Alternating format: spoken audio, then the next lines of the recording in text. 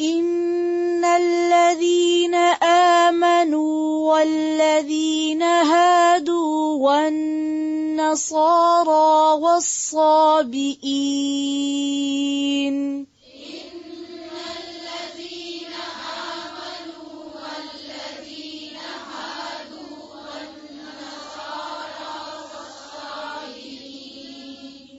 پھر سے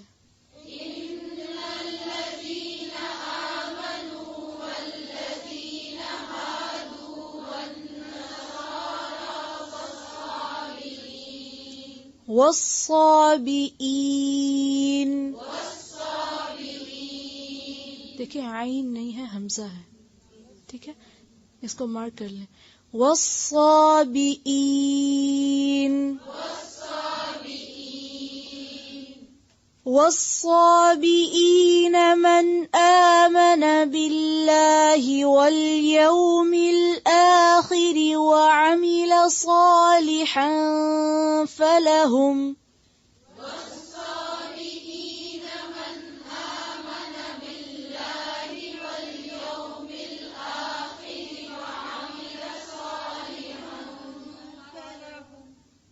دھیان سے سنیں پھر سے. والصابئین من آمن باللہ والیوم الآخر وعمل صالحا فلہم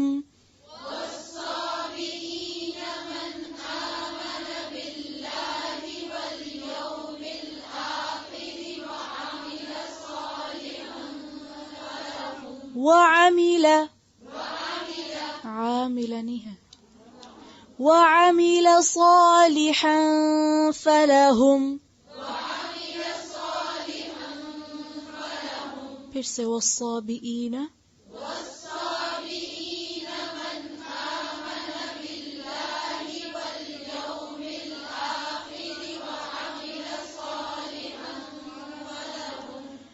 فلہم اجرہم عند ربہم ولا خوف علیہم ولا ہم یحزنون.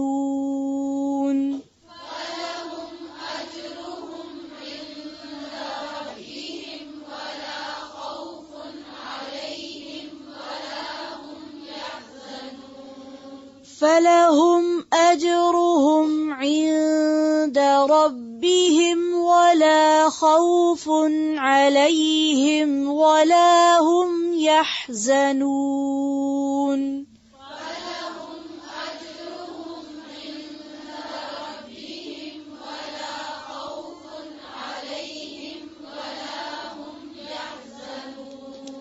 فلہم اجرہم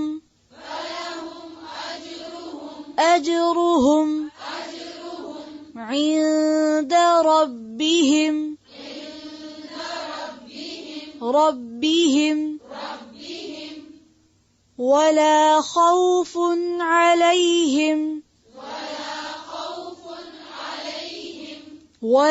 خوف علیہم ولا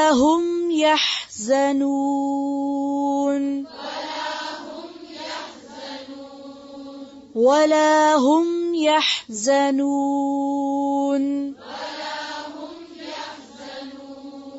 پھر سے فلہم اجرہم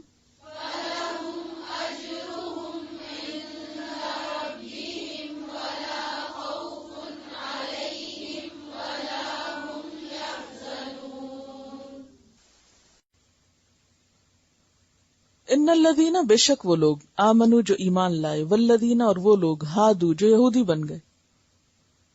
ہادہ کا لفظی معنی ہوتا ہے تابہ، توبہ کرنا. انا ہدنا الیک، لوٹنا.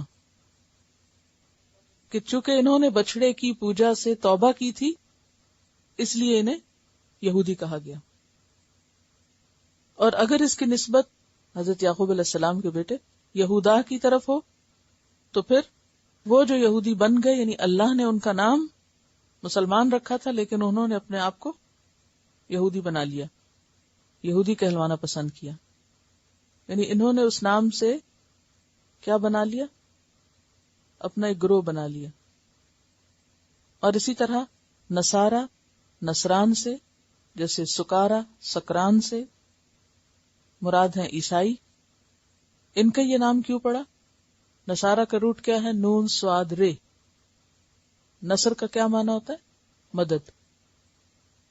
تو عیسیٰ علیہ السلام نے کہا تھا نا، من انصاری اللہ، اللہ کے راستے میں میرا مددگار کون ہے؟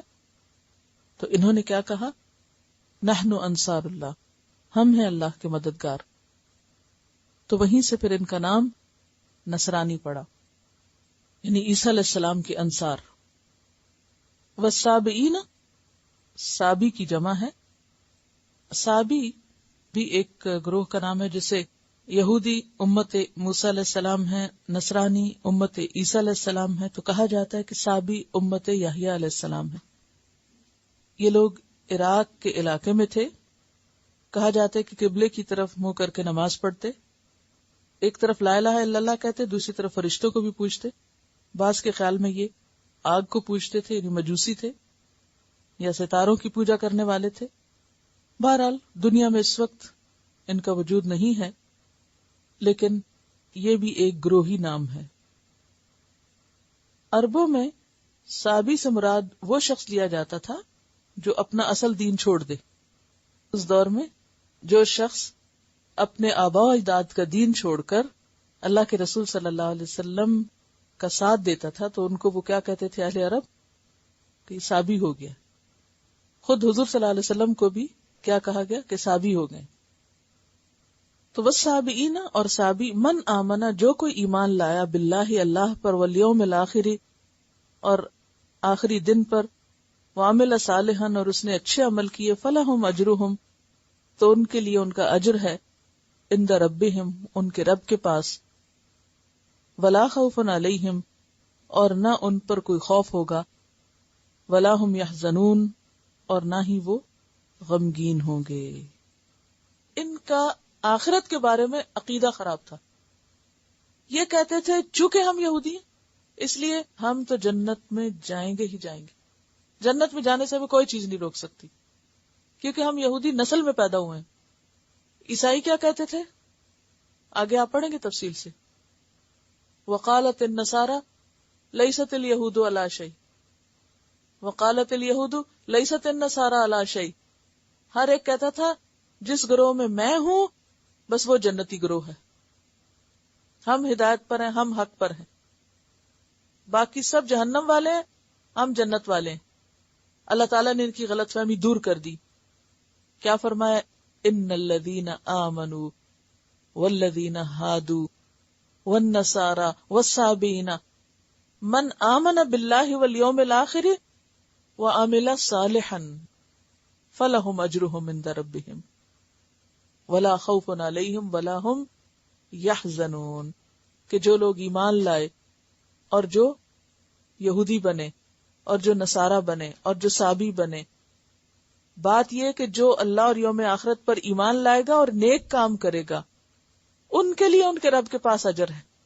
اجر اس بنیاد پر نہیں کہ آپ ایک خاص گروہ سے تعلق رکھتے ہیں. خوف اور غم سے کون نجات پائے گا؟ جو ایمان لا کر نیک عمل کرے. اب یہاں آپ دیکھیے مسلمانوں کی غلط فہمی بھی دور کر دی گئی. سارے گروہوں کے ساتھ ان کو بھی بحیثیت ایک گروہ کے یہاں لایا گیا. ان الذین آمنوا سے مراد کون ہے؟ مسلمان. ہادو سے مراد کون ہے؟ یہود. نصارہ عیسائی. صابین صابی. مسلمان کون ہے؟ امت محمد صلی اللہ علیہ وسلم. یہود کون ہے؟ امت موسیٰ علیہ السلام. نصارہ کون ہے؟ امت عیسیٰ علیہ السلام. صابی کون ہے؟ امت یحییٰ علیہ السلام. یہ سب یہاں بحیثیت گروہ پیش کیے جا رہے ہیں. یہ سب گروہ ہیں، اور باقی گروہوں کے ساتھ امت مسلمہ کو بھی بحیثیت گروہ کے دکھا دیا گیا. یہ صابی، یہ نصارہ، یہ یہود، یہ مسلمان، یہ سب کس خوشفہمی میں مبتلا ہیں؟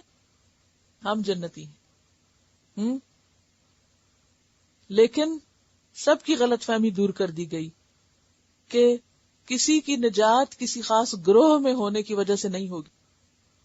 نجات کا انحصار کسی خاص گروہ میں سے ہونا نہیں، بلکہ نجات کا انحصار ایمان کے ساتھ عمل صالح پر ہے. خالی ان الذین آمنوا کافی نہیں، کیونکہ اوپر دیکھیں نا آپ، اوپر کیا کہا گیا؟ ان الذین آمنوا. تو اس کی غلط فہمی کہاں سے دور کر دی گئی؟ من آمن باللہ والیوم الآخر وعمل صالحا. صرف آمنو کافی نہیں، کیا ضروری ہے؟ عمل صالح ضروری ہے.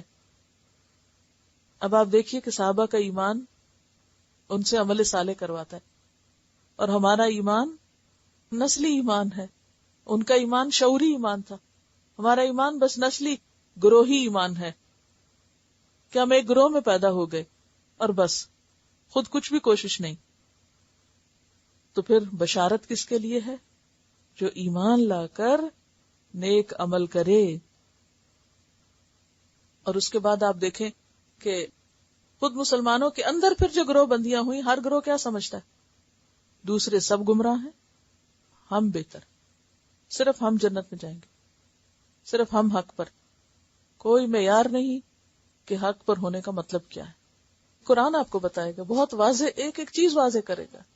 دیکھیں گے آپ کہ کیا خواہشات پیچھے، کیا مقاصد ہوتے ہیں، کیا اغراض ہوتی ہیں، اور سب چیزیں تو بدل الذین سے نکلتی ہیں نا. معنی بدل دینا، تعویلیں کر لینا، وہ دور پار کی باتیں جا نکالنا، اور جیسے کہا گیا ویسے نہ کرنا. بما عصوا، مرضی نہیں کام کرنے کی، خود نہیں بدلنا، دین بدل دو. تعویلیں کر لو، اس میں من مانے مطلب نکال لو، تو اس سے آپ پھر جو چاہیں کریں.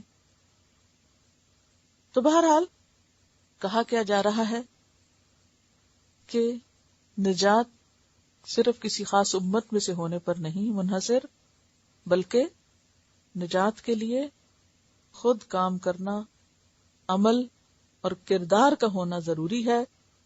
عمل سے زندگی بنتی ہے، جنت بھی جہنم بھی.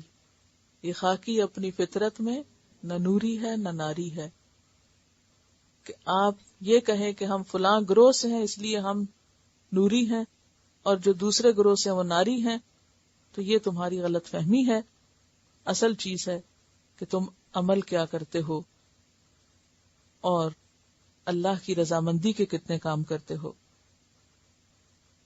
کیونکہ ان الدین عند اللہ الاسلام، دین اللہ کے نزدیک اصل میں اسلام ہے.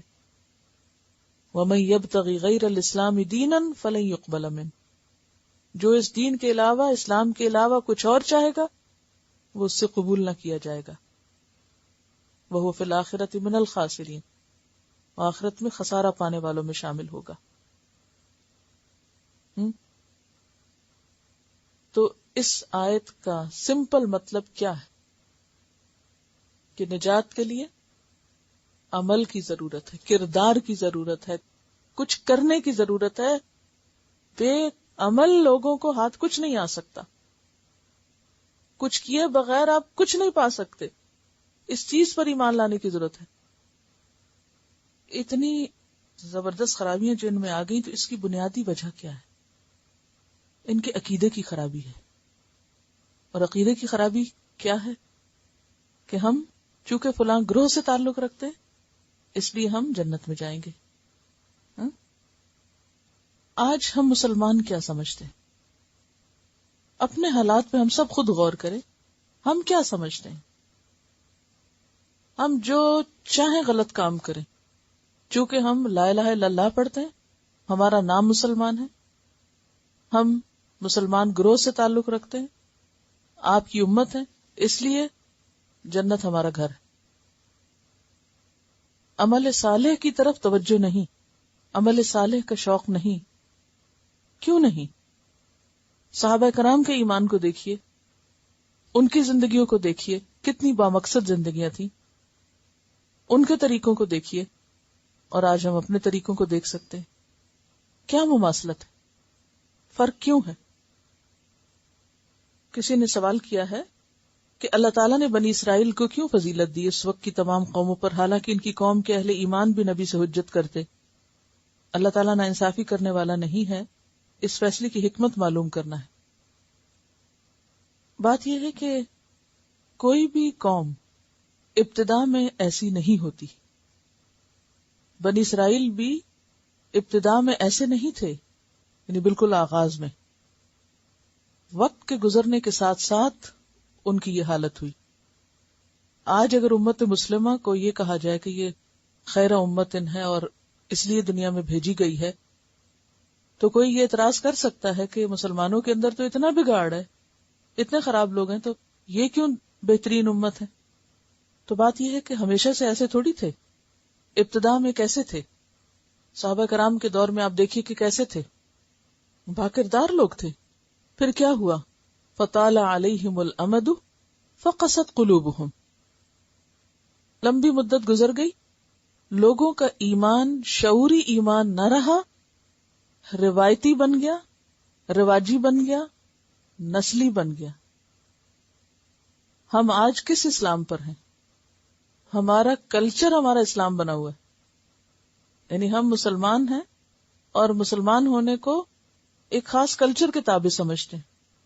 اسی لیے مخصوص قسم کا لباس، مخصوص کھانا، جو عموماً صرف ثقافتی چیزیں ہوتی ہیں یا مختلف علاقوں کے ٹرینڈز ہوتے ہیں، ان چیزوں کو ہم نے اسلام کا نام دے دیا اور اس پر انسسٹ بھی کرتے ہیں. بہت سے لوگ جو ایسے ملکوں میں رہتے ہیں جہاں مسلمان مائنورٹیز ہیں، وہ وہاں سے مائگریٹ کر کے واپس جاتے ہیں کسی مسلمان ملک، یا وہاں جا کر رہتے ہیں کیا سوچ کے جاتے ہیں جی وہ اسلامی ماحول ہے وہاں. پھر تھوڑے دن کے بعد واپس آ جاتے ہیں. کیا کہتے ہیں وہاں تو اس سے بھی حال خراب ہے، کوئی اسلام نہیں ہے. تو بات یہ ہے کہ اسلام تو انسان کے اپنے دل میں ہوتا ہے، اپنے کردار میں ہوتا ہے، اپنے عمل میں ہوتا ہے. صرف کسی ایک خاص زمین یا کسی خاص گروہ یا خاص لوگوں سے جا کے ملنے کا نام نہیں ہے، جب تک کہ ان کے اندر بھی ایمان نہ ہو، وہاں بھی دین نہ ہو. تو ابتدا میں بنی اسرائیل جو تھی یہ پیغمبروں کی اولاد تھی. ابراہیم علیہ السلام کو اللہ نے چن لیا تھا، اور جب چنا تھا تو کیا کہا تھا؟ اذ ابتلی ابراہیم ربہ بکلمات فاتمہن. جب تیرے رب نے ابراہیم علیہ السلام کو چند کلمات سے آزما لیا تھا، ان کی آزمائش کی تھی، تو وہ ساری آزمائشوں پہ پورے اترے تھے. قال انی جاعلک للناس اماما. تو اللہ تعالیٰ نے کیا فرمایا؟ میں تجھے سارے لوگوں کا امام بنانے والا ہوں. اور آج دیکھیے کہ مسلمان ہوں، یہودی ہوں، عیسائی ہوں، سب ان کو امام مانتے ہیں. قال ومن ذریتی. انسان کو جب کوئی نعمت ملتی تو فوراً اولاد یاد آتی. کہا میرے بچوں کا کیا ہوگا، وہ بھی امام ہوگی. تو اللہ تعالیٰ نے فرمایا قال لا ینال عہد الظالمین. میرا وعدہ ظالموں کے لیے نہیں ہے. آپ کی نسل میں سے جو لوگ نیک ہوں گے ان کو اللہ چن لے گا، لیکن جو ظالم ہوں گے ان کے لیے یہ میرا وعدہ نہیں ہے. اب ابراہیم علیہ السلام کے دو بیٹے ہیں، ایک ہیں اسماعیل علیہ السلام اور دوسرے ہیں اسحاق علیہ السلام. اسماعیل علیہ السلام اپنی والدہ کے ساتھ کہاں چلے جاتے ہیں؟ مکہ میں. وہیں ان کی نسل پیدا ہوتی ہے، اور پھر ان کے اندر بھی شروع میں اچھے لوگ تھے، پھر آہستہ آہستہ کتنا بگاڑ آ گیا. جب نبی صلی اللہ علیہ وسلم تشریف لائے تو یہ کس کی اولاد تھی؟ ابراہیم علیہ السلام کی اولاد تھی،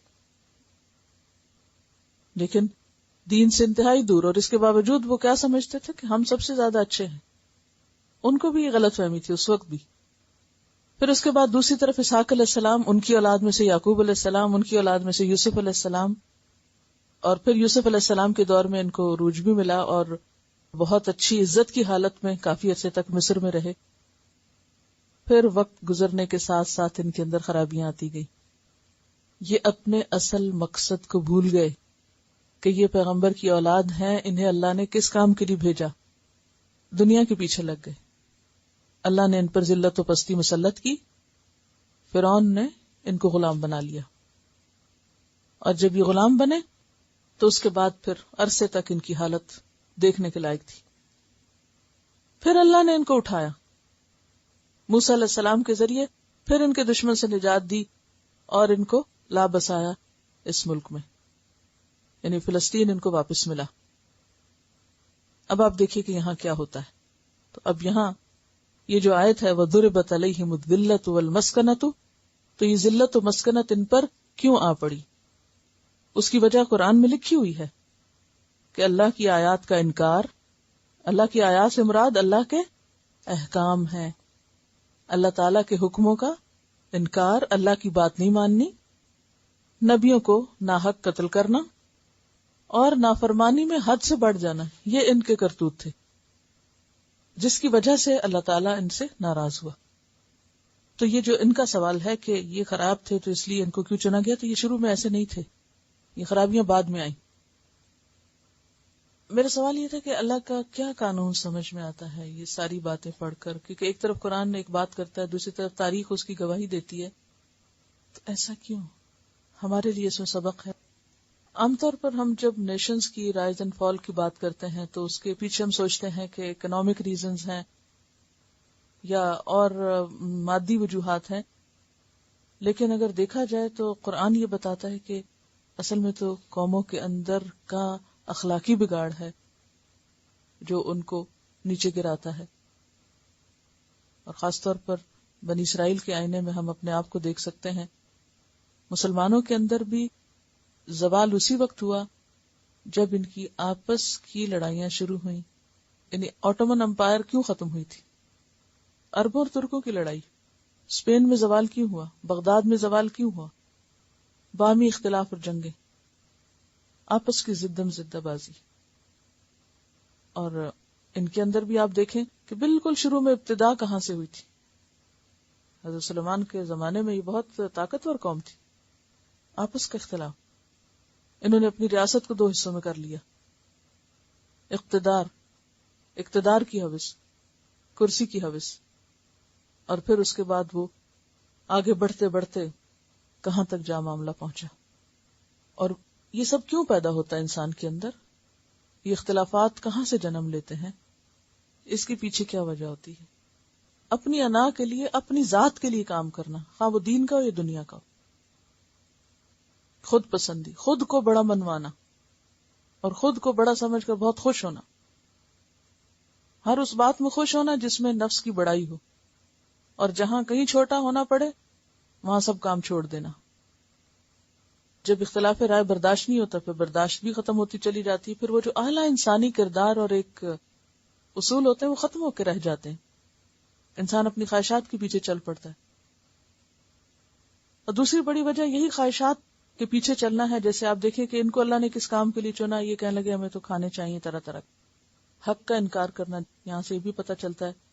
بما اسو، نافرمانی، اور نافرمانی میں وکانو یا تدون، حد سے بڑھ جانا. اللہ کے نبیوں کو قتل کر دینا، جو بندہ صحیح راستہ بتایا اس کے پیچھے پڑ جانا، اس کی مخالفت شروع کر دینا. یعنی ان کے عقائد کا بگاڑ بنیادی خرابی بنا کہ اس کی وجہ سے باقی خرابیاں جنم لی. اب آپ دیکھیں کہ جب تک یہ اپنی منمانیاں کرتے رہے تو زوال رہا، لیکن جب اس سے اوپر اٹھ کر لوگوں سے تعلقات درست کیے، اور لوگوں سے تعلق درست کب ہوتے ہیں، اچھے تعلقات کب ہو سکتے ہیں؟ جب خود جھکے. جو خود جھکے اسی کا تعلق دوسرے سے بہتر ہو سکتا ہے. اور جو یہ کہ نہیں میں بڑا ہوں، میری اہمیت زیادہ ہے، تو وہ دوسرے کے ساتھ بنا کے نہیں رکھ سکتا، کیونکہ وہ تو اسی انتظار میں رہے گا نا کہ دوسرا اس کی طرف بڑھے. تو جو چھوٹا بن جائے گا وہ خود آگے بڑھ جائے گا. تو اس میں آپ دیکھیں کہ اگرچہ فرانس نے ان کے داخلے پر کئی دفعہ پابندی لگائی اور ان کو نکال مارا گیا، لیکن پھر بھی انہوں نے اپنے فائدے کے لیے فرسٹ ورلڈ وار میں انہوں نے ان کا ساتھ دیا، اور پھر اس طرح اپنے راہیں بنائی، برطانیہ کا ساتھ دیا، اور پھر بالآخر اپنا مقصد پورا کروا لیا. اگرچہ مذہبی لڑائیاں بھی تھیں اور دنیاوی اختلافات بھی تھے، لیکن اس کے باوجود بحبل من الناس، لوگوں سے تعلقات، اور پھر اس کے ساتھ ساتھ اپنی اصلاح کی طرف بھی توجہ کی. پورے مڈل ایسٹ میں صرف ایک ہی یونیورسٹی ایسی ہے جس میں سب سے زیادہ سائنٹسٹ ہیں، جس میں سب سے بڑی لائبریری ہے، جس میں سب سے زیادہ طالب علم ہے، اور جس میں ہائیلی ایجوکیٹڈ استاد ہیں. ویسٹرن یونیورسٹیز کے سٹینڈرڈ پر صرف ایک یونیورسٹی ہے مڈل ایسٹ میں، اور وہ یہی ہیبرو یونیورسٹی. دیوانوں کی طرح لوگ کام کرتے ہیں دن رات ایک کر کے. سنڈے کو بھی چھٹی نہیں کرتے. ہم پڑھنے کو تیار نہیں. ہم 4 دن پڑھ کے بھی احسان جتاتے ہیں کیونکہ ہمیں کھانے پکانے ہیں بہت سارے, ہمیں اور بہت سارے ایسے کام کرنے ہیں, ہمیں دعوتیں اڑانی ہیں, ہمیں ادھر ادھر جانا ہے اور بہت کچھ کرنے کو ہے. ٹھیک ہے, وہ سب چیزیں زندگی کا حصہ ہے مگر وہ پرائرٹی نہیں ہے ہماری. اس کا مطلب نہیں کہ مل کے بیٹھے نہیں, اکٹھے نہیں ہو, لیکن مقصد کو پیچھے چھوڑ کے ان چیزوں کو اہمیت نہ دیں. آج واضح فرق ہے. اسی لیے تو آپ دیکھیں کہ اتنی چھوٹی سی سلطنت پورے دشمنوں کے بیچ میں سروائیو کر رہی. دیکھیں نا سائز کتنا ہے اس کا, اور اس کے ارد گرد لاکھوں اور کروڑوں مسلمان. اس لیے کہ علم کی طاقت ہے, محنت ہے, لوگوں کے ساتھ مضبوط تعلقات ہیں, سپر پاورز کے ساتھ بنا کے رکھی ہوئی ہے, جی رہے ہیں, سروائیو کر رہے ہیں. آپس میں بھی اتفاق ہے, دنیا بھر سے یہود ایک جگہ اکٹھے ہوئے ہیں, ہر رنگ اور ہر نسل کے لوگ اکٹھے ہیں وہاں. یہ بتا رہی کہ ان کے بیٹے کی ایک یہودی سے بات ہوئی اور اس نے پوچھا کہ تم اپنی کتاب کس طرح پڑھتے, تو اس نے کہا کہ اسے پڑھنے میں 15 سال لگتے ہیں اور ہم ایک دن بھی چھٹی نہیں کرتے اس کے لیے. ایک پیج اس کا پڑھتے. وہ صحابہ کرام 7 سال میں سورۃ البقرہ ختم کرتے تھے, اور پھر یہ ہے کہ وہ پورا کر کے پھر دوبارہ اس نے نام لکھوا لیا کہ another 15 years. یعنی لائف ٹائم کام ہے, یہ تھوڑی ہے کہ ایک سال میں پڑھ کے ختم. اور یہ تو اللہ کا وعدہ ہے کہ جو بھی محنت کرے گا, من جدہ وجدہ, جو محنت کرے گا وہ پا لے گا. اس سے کوئی فرق نہیں پڑتا کہ کوئی کافر ہے یا مسلمان ہے, کسی کا عقیدہ صحیح ہے یا غلط ہے. یہ مقصد کی بات ہے نا, بامقصد زندگی. انہوں نے اپنی اسٹیٹ کو بچانا ہے, اپنے ریلیجن, اپنی آئیڈینٹی کو بچانا ہے, کیونکہ انہیں یہ ڈر پڑ گیا تھا یا تو ہم تو ختم ہو جائیں گے بالکل. دیکھیے, یہ نہیں کہا گیا کہ دنیا میں صرف وہ ترقی کرے گا جو اس اور اس چیز پر ایمان لائے گا. اس طرح تو بہت سے لوگ اللہ کو بھی نہیں مانتے لیکن اپنے اصولوں کو مانتے ہیں. جو محنت کے لیے ضروری چیزیں ہیں ان پر وہ کاربند ہے. تو اللہ تعالیٰ رب العالمین ہے, رب المسلمین نہیں ہے. صرف ان کا رب نہیں جو مسلمان ہے, وہ سارے جہانوں کا رب. یہاں پر آپ دیکھیں کہ کتنی حیرت کی بات ہے نا کہ ایمان والوں کا بھی مسلمانوں کا بھی ذکر ہے, یہود کا بھی ذکر ہے, نصارہ کا بھی ذکر ہے, صابیوں کا بھی ذکر ہے. ٹھیک ہے, ان سب کا ذکر ایک طرح سے ان کے گروہوں کے نام سے کیا گیا نا. اور اس میں حیرت کی بات یہ نا کہ یہ صبح جب میں پڑھ رہی تھی تو میرے ذہن میں سوال آ رہا تھا کہ مسلمانوں کا ذکر دوسرے گروہوں کے ساتھ کیوں کیا گیا ہے؟ جیسے مسلمان اللہ کی مخلوق ہیں, دوسرے گروہ بھی اللہ کی مخلوق ہیں. اللہ نے نہیں پیدا کیا سب کو اللہ نے پیدا کیا ہے. وہ رب العالمین ہے, صرف رب المسلمین نہیں ہے. باقی مخلوق بھی اسی نے بنائی ہے, کوئی یہودی ہے یا عیسائی ہے, سب اس کے پیدا کیے ہوئے ہیں. اب آخر وہ صرف مسلمان کہلانے والوں کو ہی کیوں کامیاب کرے جبکہ کام وہ کچھ نہ کرے؟ ہمیں اس بات پہ فخر ہے جی ہمارا عقیدہ درست ہے, مگر عمل نام کی شے کوئی نہیں ساتھ. آخرت کی کامیابی کے لیے 2 چیزیں چاہیے نا, ایمان اور عمل صالح. یہی پتہ چلتا ہے نا اس آیت نمبر 62 میں, ایمان اور عمل صالح دونوں چاہیے. اب اگر ایک کے پاس ایمان نہیں ہے اور صرف عمل صالح ہے تو وہ بھی فائدہ نہیں دیتا, اور اگر کسی کے پاس ایمان ہے مگر عمل صالح ہی کوئی نہیں تو اس کو بھی سزا بھگتنی پڑے گی. صرف کسی ایک خاص گروہ سے ہونے سے فائدہ نہیں ہوگا جب تک کہ عمل نہ ہو. جیسے ابھی آپ نے شعر پڑھا تھا نا, عمل سے زندگی بنتی ہے, جنت بھی جہنم بھی. جیسے یہ ایک اور شعر ہے کہ آدمی کی اصل اس کی ذات ہوتی, اسی سے جیت ہوتی ہے, اسی سے مات ہوتی.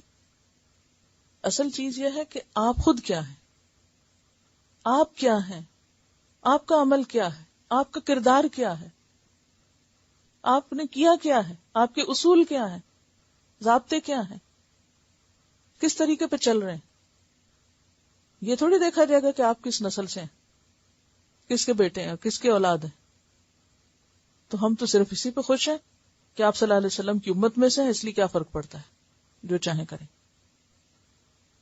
تو یہ غلط فہمی جب تک دور نہ ہو تو آپ دیکھیے سب کو ایک لائن میں کیا گیا کہ بھول میں نہ رہنا. مطالبہ اصل میں ایمان باللہ اور یوم آخرت کا اور نیک کاموں کا ہے. پھر خوف اور غم سے آزاد ہوگے تم.